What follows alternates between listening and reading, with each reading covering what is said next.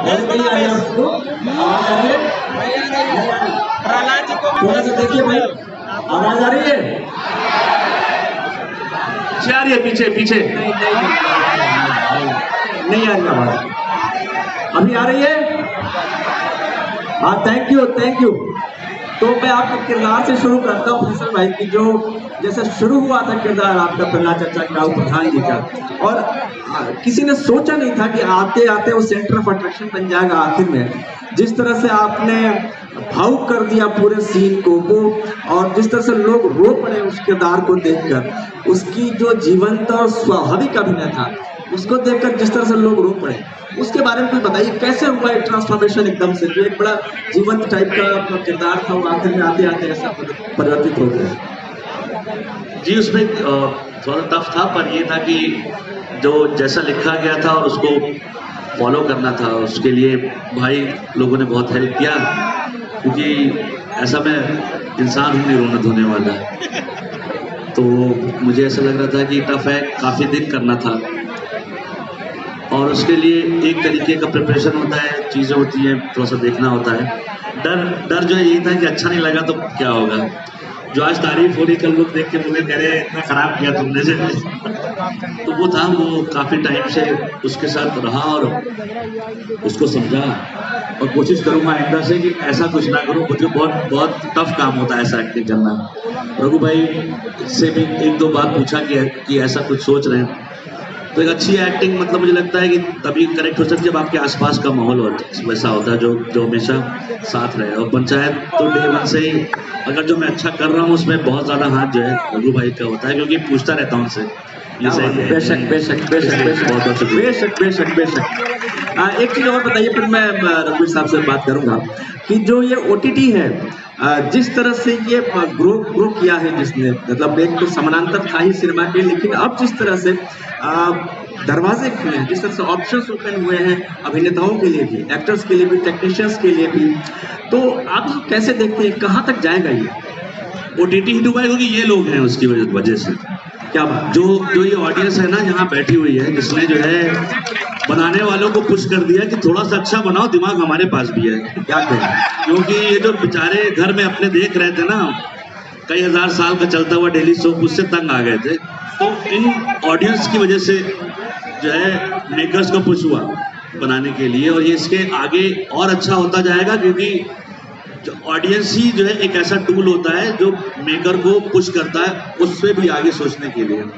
बहुत सही बात है, यानी आपने अपने ऑडियंस पे बहुत शुक्रिया आप लोग, आपके राइटर्स ने भरोसा किया ऑडियंस पे अपने, और ऑडियंस ने उसको सही साबित करके दिखाया। दिव्य भाई बैठे हैं, हमारे दौर के अहम राइटर हैं, हमारे बीच बैठे हैं। रघु भाई, आपकी जो किरदार है, मैं अभी तक देखता हूँ, मैं मैसी साहब को जब देखता था शुरुआत में, जब मैं समझना शुरू किया था चीज़ों को, तो मैसी साहब से लेके और लगान, दिल, चेहरे के जो चेहरे में जो जल्लाद का एक किरदार, फिर पंचायत का प्रधान जी वगैरह वगैरह, इतनी मेरी लाल, इतने वेरिएशंस हैं आपके किरदार में जो आम तौर पर एक्टर्स में नजर नहीं आते।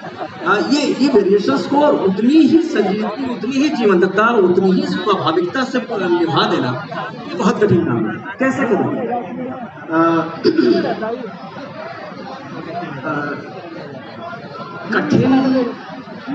कठिन काम तो नहीं कहूँगा मैं, कहूँगा सरल काम है। क्या बात? नमस्ते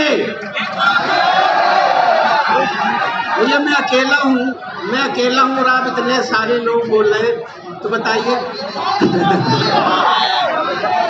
क्या करूँ, बताओ। चलो सब बोलते हैं, आ जा जा जा जा जा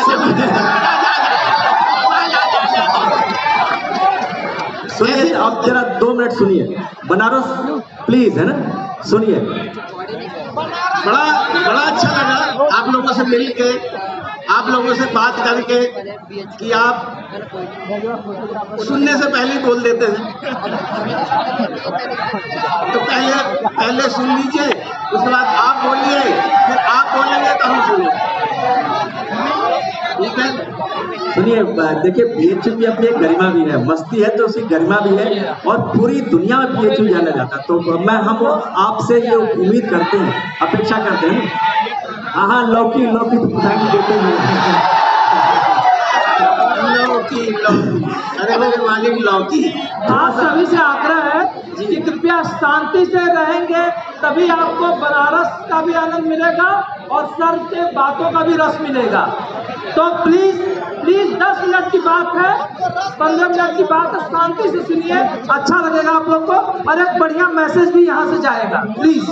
कैरेक्टर को आप बार बार कोट कर रहे हैं, प्रधान जी, उनकी लौकी, प्रहलाद चाचा, वो कैसे बने, कैसे उभरे, उसको आप उस यात्रा को अगर महसूस करेंगे तो मुझे लगता है बहुत अच्छा रहेगा। जी जी। एक्चुअली मैं बचपन से ऐसे, मैं बिल्कुल गांव से हूँ, बिल्कुल देहात से मैं निकल के आया हूँ और मैं तमाम उम्र, क्योंकि मेरा थिएटर से ताल्लुक रहा, तो तमाम उम्र में सीखता ही रहा और हमेशा मैंने सीखने की कोशिश की। अभी यहाँ से भी बहुत कुछ सीख के जा रहा हूँ। क्या बात। तो क्या है कि अगर आप सीखने की नीयत से जिंदगी को चलाते तो हमेशा सीखते ही रहेंगे। तो मैं बचपन से लोगों के साथ रहा, जिस तरह के मैंने कैरेक्टर करे उस तरह के कैरेक्टर के साथ में रहा हूँ, उनको समझा हूँ, उनके जज्बातों को समझा और उनके जज्बातों के साथ साथ उनके रहन सहन, बहुत सारी चीज़ें होती हैं जो मैं करते आया और थिएटर में ये सारी चीज़ें सिखाई जाती हैं। तो यही है कि, और मुझे कभी एक ही तरह के कैरेक्टर करने में कभी नहीं मजा आया, इसलिए मैं हमेशा अलग अलग तरह के कैरेक्टर ढूंढता रहता हूँ और कोशिश करता रहता हूँ उस कैरेक्टर में डूब जाऊँ, उसकी आत्मा को, उसकी रूह को पकड़ लूँ। और दूसरी बात ये कि एक जो एक्टिंग लफ्ज़ है मैंने वो अपने जहन से निकाल दिया कि जैसे ही आपके जहन में एक्टिंग आती है कि हम एक्टिंग कर रहे हैं तो एक्टिंग हो जाती है, वो रियल नहीं रह जाता। क्या बात। तो मैंने एक्टिंग लफ्ज बहुत पहले छोड़ दिया। आप में से अगर कोई एक्टर बनना चाहते हैं तो एक्टिंग लफ्ज निकाल दिए, जीना सीखिए कि जिया कैसे जाए। वाह। डूबना सीखिए, जब तक आपको डूबना नहीं आएगा आपको तैरना नहीं आ सकता। तो मैं तो डूबने की कोशिश करता हूँ, जो भी मुझे किरदार मिलता है उसमें डूबता रहता हूँ और डूब डूब के सीखता रहता हूँ। इसी का नतीजा है कि इतने सारे वेरिएशंस हमें, इतने कैरेक्टर हमारे सामने खड़े हो जाते हैं जब हम आपके सामने आते हैं। और उस चाहे मेरी लाल हो, चाहे जल्लाद हो, चाहे प्रधान जी वगैरह।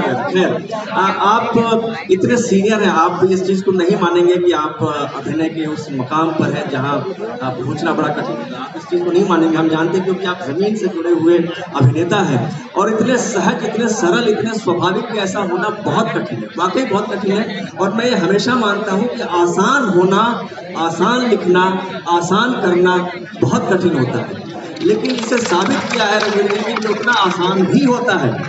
मुझे बताइए कि आप जूनियर अभिनेता हैं, तो आप बहुत प्रमोट करते हैं, साथ देते हैं, सब मानते हैं, या सिर्फ दबे स्वर से बल्कि खुले दिल से? एक्चुअली मैंने कभी किसी को जूनियर नहीं समझा आज तक अपनी लाइफ में, कभी किसी को नया नहीं समझा, क्योंकि हम सब जब एक साथ होते हैं हम सब नए ही होते हैं।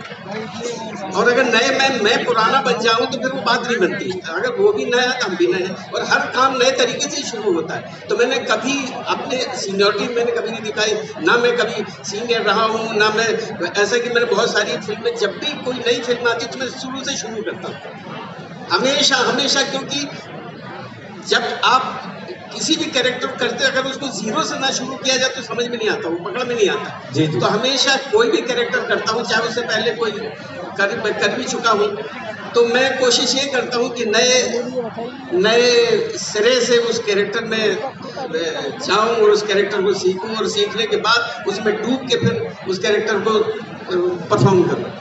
बहुत सही। कुछ आपके लिए फरमाइशें भी है, मैं आप लूँगा, लेकिन पहले ज़रा फैसल भाई से एक बात पूछ लूँ जी। OTT है इस समय जो एक मामला, और जिस तरह से जगह बनाई है समाज में उसने, वो बहुत चौंकाने वाला भी है और खुश रखने वाला भी है। आप इसको कैसे देखते हैं कि तकनीकी के तौर पे और जीवन के नज़दीक आने के रूप में अगर देखें तो ये कितना आगे है? आगे क्या, एक पुराना स्टोरी टेलिंग जो है अपने यहाँ का, वो हिंदुस्तान में मुझे लगता है हिंदुस्तान की कहानी ज़्यादा चलती है।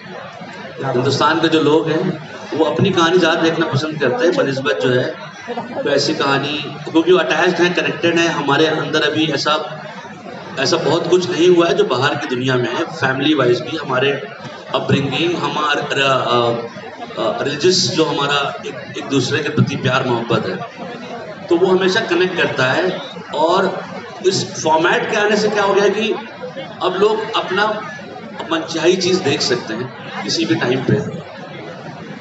तो ऐसा है क्योंकि जो भी लोग यहाँ पे, क्योंकि टेक्नोलॉजी ने उसका बहुत साथ दिया है और काफ़ी लोग जो नया यूथ जिसे हम कहते हैं, जो यहाँ बैठा भी हुआ है, तो वो अपनी एज के हिसाब से, अपनी जिस एज का है, जिस समझ का है, वो अपने हिसाब से कंटेंट कंज्यूम कर रहा है और उसकी तरफ बढ़ता भी जा रहा है। दूसरी चीज़ क्या है कि राइटिंग वाइज और टैलेंट वाइज भी अब हमारे जिस शहर में हम ये कर रहे हैं, उस शहर के कितने अच्छे अच्छे टैलेंट अभी काम भी कर रहे हैं वहाँ पे और यहाँ पे भी काम कर रहे हैं। तो इस OTT क्या कह लीजिए या डिजिटल स्पेस में दोनों साइड से बहुत मेहनत हो रही है और बहुत अच्छा करने की कोशिश हो रही है।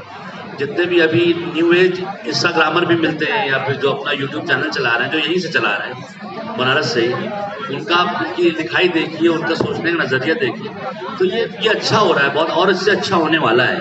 आपकी कई फिल्में आ रही हैं, मलयालम फिल्म में आपको बेस्ट एक्टर का अवार्ड मिला है। उससे बेस्ट फिल्म है। जी उससे बेस्ट फिल्म का अवार्ड मिला है। दूसरी भाषाओं की फिल्मों में जाकर हिंदी के जरिए ये अभिनय का कमाल दिखाना कैसे मुमकिन है?